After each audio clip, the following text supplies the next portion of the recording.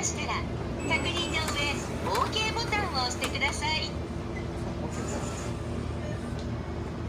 タッチ音が鳴るまでレシート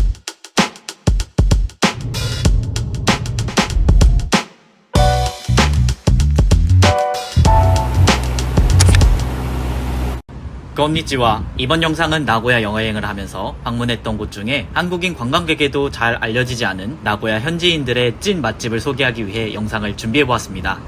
첫날 석식을 먹기 위해 방문한 곳인데요. 제가 5년 전 오사카 여행을 하면서 이 맛에 빠져서 일본 여행을 올 때마다 먹는 이것을 먹기 위해 수소문 끝에 찾아낸 맛집입니다. 바로 일본식 한국 요리인 야키니쿠입니다. 야키니쿠는 육식 금지령이 내려진 기간 동안 일본 내 육식 문화가 발달되지 않았던 때 제일교포분들로 인해 부은 고기라는 이름인 야키니쿠로 일본에 정착해 넓은 의미에서 일본식 한국 요리라고 불리운다고 합니다. 제가 방문한 곳은 야키니쿠 가와요시라는 곳인데요. 90분 제한 시간 동안 소고기, 돼지고기, 닭고기를 포함해 우설, 호르몬, 그리고 심지어 가라아게와 같은 사이드 음식을 무제한으로 먹을 수 있는 곳입니다.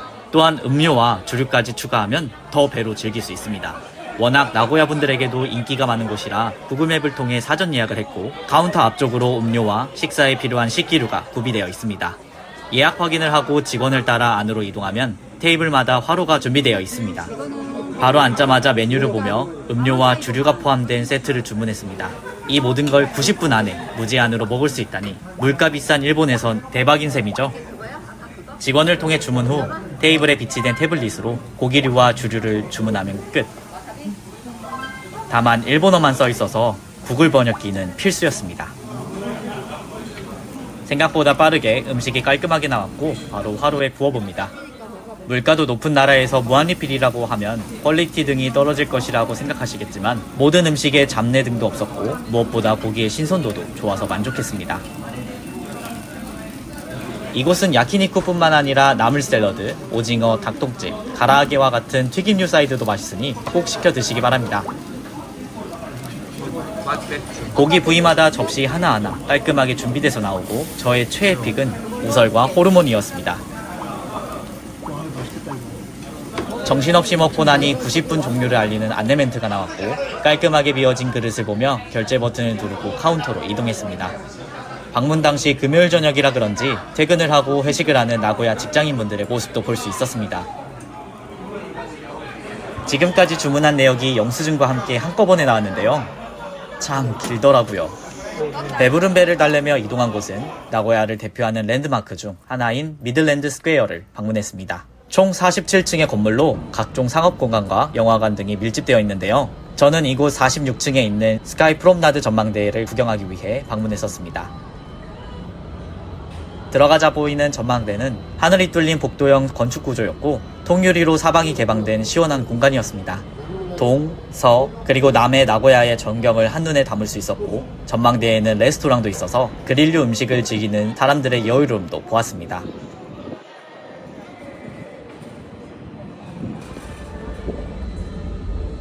또한 내부에는 레스토랑 말고도 여기저기에 앉아서 풍경을 감상하며 휴식을 취할 수 있는 의자와 소파가 있으니 잠시 쉬어가며 여유를 즐겨보시는 것도 좋겠더라고요.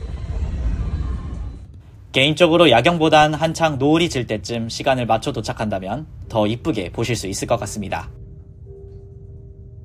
소화가 되자마자 다시 밥을 달라고 재촉하는 배꼽시계를 달래며 다음 맛집으로 이동하기 전 예상치 못한 행사를 발견했는데요. 이런 게 여행의 이벤트성 묘미 아니겠어요? 미츠자야카 백화점 앞 공원에서 하와이의 컨셉으로 축제가 진행되고 있어서 잠시 구경했습니다. 하와이식 음식의 다양한 푸드트럭과 상점을 시작으로 버스킹 무대까지 주말을 즐기는 사람들의 모습이 너무 보기 좋았습니다.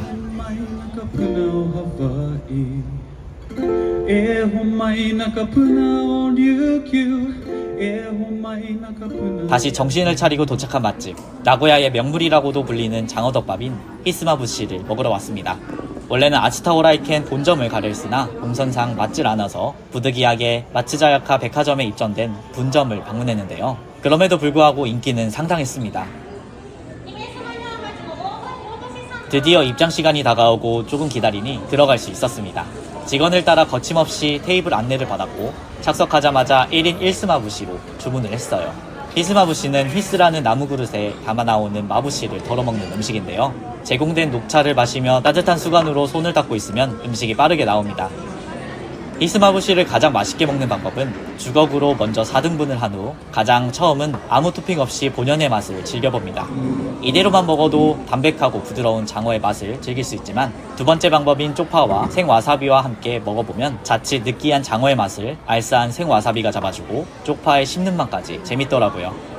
그리고 세 번째 오차츠케 육수를 자박자박하게 부어서 먹어봅니다.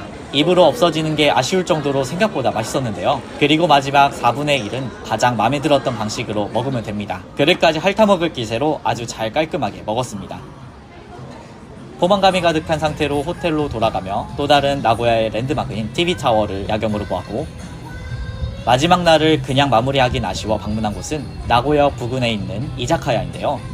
한국인이라고는 전혀 볼 수 없었고 완전 일본 만화에 나올 것만 같은 비주얼의 이자카야였습니다. 마지막 날답게 맥주를 주문하며 음식을 주문했는데요. 동파육 흰버전처럼 생긴 고기 메뉴와 이자카야 하면 떠오르는 꼬치구이를 다양하게 주문했고, 무성물을 육회처럼 썰어서 파와 노른자로 섞어 먹을 수 있는 메뉴와 함께 마지막 나고야의 밤의 아쉬움을 달랬었습니다. 그리고 호텔로 돌아오는 길에 방문한 돈키호테에서 한국에서 없어서 못 살 정도로 대란이 아주 심한 아사히 맥주 캔을 6묶음에 1만원 정도 저렴한 가격으로 팔길래 바로 겟까지 했습니다. 지브리 파크 덕분에 처음으로 다녀와 본 일본의 시골 도시인 나고야, 대도시의 오사카나 도쿄처럼 일본어 외 영어 의사소통이 원활하지 못한 점은 아쉬웠지만 그래도 일본의 시골 감성을 느끼며 일상의 고단함을 잠시 치유할 수 있었던 여행이었습니다. 나고야를 방문할 계획이 있다면 영상 속 맛집 방문해보시는 건 어떠신가요? 그럼 저는 다음 나라 브이로그 영상으로 다시 인사드리겠습니다. それではまたいつか